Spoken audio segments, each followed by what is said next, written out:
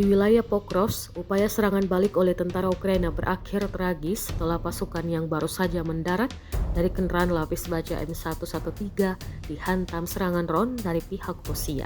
Rekaman momen serangan tersebut diunggah di Telegram pada Kamis 15 Mei 2025. Rekaman video yang beredar menunjukkan detik-detik pasukan Ukraina keluar dari M113 sesaat sebelum drone Rusia menghantam lokasi mereka dengan akurasi tinggi. Ledakan yang dihasilkan menyebabkan kerusakan serius dan mengganggu formasi serangan balik yang direncanakan.